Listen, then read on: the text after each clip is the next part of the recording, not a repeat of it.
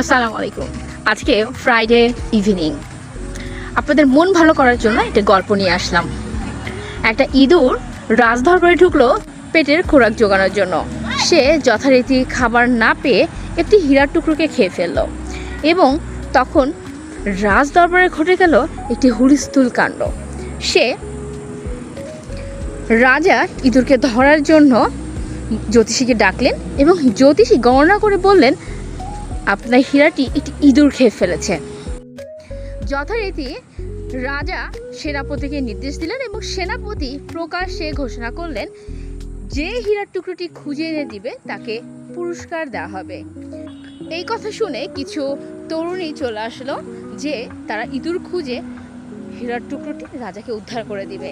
যথারীতি ইঁদুরের খোঁজে বের হলো এবং একটা সময় যেয়ে তারা ইঁদুরের পরিবেশে ঢুকে গেল। সেখানে তারা দেখতে পেল একটা জায়গায় দল বেঁধে হাজার হাজার ইঁদুর রয়েছে, বাট সামনে কিছুটা দূরে একটি ইটের উপরে রয়েছে একা একটি ইঁদুর। তার বুঝতে বাকি রইল না, সে ওই ইঁদুরটিকে কাটলো এবং তার পেট থেকে হীরার টুকরোটি বের করলো।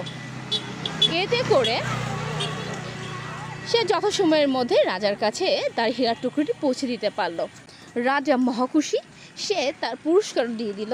কিন্তু রাজার কৌতূহল, তুমি কিভাবে এত সহজেই ইঁদুরটিকে খুঁজে পেলে?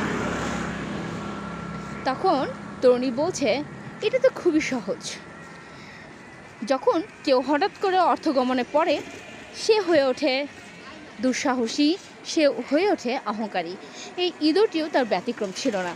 সে নিজেকে প্রভাব প্রতিপত্তির অধিকারী মনে করছিল এবং যথারীতি সে তার বন্ধু বান্ধব আত্মীয় স্বজন সবার থেকে নিজেকে আলাদা করে নিয়েছিল। এই গল্পটার মরালিটি কী?